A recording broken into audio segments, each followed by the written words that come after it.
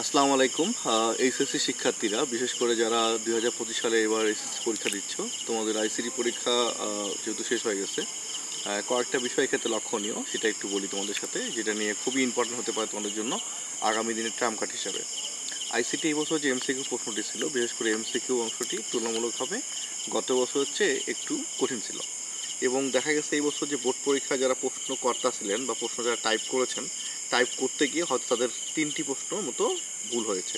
যারা এই প্রশ্নগুলো অ্যান্সার করেছেন তাদের কি হবে সেটা নিয়ে কথা বলবো, এবং একই সাথে এখানে আমাদের দেখি আমরা একটা সৃজনশীল অংশ ছিল, এই সিকিউ এর মধ্যে একটি প্রশ্ন যেটা HTML থেকে এসেছিল, সেটির মধ্যে কিছু এখানে টাইপিংয়ে কিছু ভুল ছিল।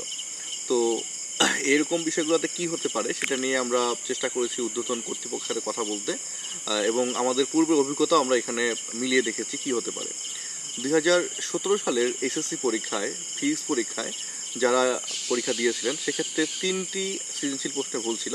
সেবার কিন্তু আমাদের শিক্ষার্থীরা কিন্তু যারা এই প্রশ্নগুলো উত্তর করেছিলেন তারা কিন্তু এক্ষেত্রে পূর্ণ মার্ক পেয়েছিলেন।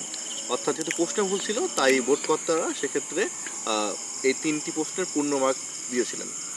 আমরা এবারেও কথা বলেছি, যেহেতু এমসিকিউ অংশে 3টি প্রশ্ন ভুল ছিল, যারা এই 3টি প্রশ্নের উত্তর করেছেন অর্থাৎ তারা কোনো বৃত্ত ভরাট করেছেন, তা কিন্তু পূর্ণ নাম্বার পাওয়ার যোগ্যতা রাখেন। একইভাবে যারা এক্ষেত্রে এবছর সিকিউ প্রশ্নে সেই স্টিমেলের প্রশ্নটি অ্যান্সার করেছিলেন তারা কিন্তু এক্ষেত্রে পূর্ণ নাম্বার পাওয়ার অপশন রাখেন। তো আপনাদের পরীক্ষার এই ডিসিশনগুলো হয়তো 2-1 দিন পরে হতে পারে, কিন্তু যেহেতু পরীক্ষা চলমান এবং অনেকেই পরীক্ষা নিয়ে খুব দুশ্চিন্তায় আসছেন, আসলে হয়তো আইসিটি প্রশ্নটি একটু তুলনামূলকভাবে গত বছরের তুলনায় একটু কঠিন ছিল, এই জন্য হয়তো অনেকে একটু টেনশনে আছেন। সো এটা নিয়ে টেনশন না করে আশা করি মার্কসগুলো আপনারা পেয়ে যাবেন এবং পরবর্তী পরীক্ষাগুলো আপনারা সুন্দরভাবে দেন, এবং পরবর্তী পরীক্ষাগুলো ভালো করা খুবই গুরুত্বপূর্ণ। আরেকটি বিষয় একটু আমি আপনাদের জানিয়ে রাখতে চাই, এক্ষেত্রে বোর্ড কর্তারা যেটা সবসময় মেনশন করেন সেটা হলো যে একটি পরীক্ষা দেওয়ার পর আপনারা অনেকেই যেটা করে থাকেন পরীক্ষাতে, বিশেষ করে বাসায় এসে উত্তরপত্র মেলানোর চেষ্টা করেন। হ্যাঁ, বিভিন্ন কোচিং সেন্টার কিংবা বিভিন্ন রকম কোম্পানি বিভিন্ন তাদের পাবলিকেশনস থেকে নানা রকম উত্তরপত্র দিয়ে থাকে। আসলে এই বিষয়গুলো আমার কাছে মনে হয় শিক্ষার্থীরা যখন এটা অনুসরণ করেন বা দেখে থাকেন, আমার মনে হয় এটা দেখাটা একটা ভুল অপশন। কারণ এই প্রশ্ন উত্তরগুলো দেখলে আপনাদের যেটা মনে হতে পারে, একটা দুটো প্রশ্ন উত্তর ভুল হতে পারে, এবং এটা কিন্তু পরবর্তী পরীক্ষায় কিন্তু আপনাদের একটা ব্যাঘাত সৃষ্টি করতে পারে মানসিকভাবে।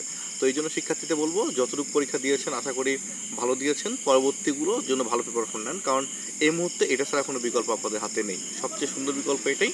তো আশা করি এই বিষয়গুলো নিয়ে পরবর্তীতে আমরা অন্য বিষয়ে কথা বলবো। আপনাদের সবার পরীক্ষা ভালো হোক এই শুভকামনায় আজকের মতো শেষ করছি। আসসালামু আলাইকুম।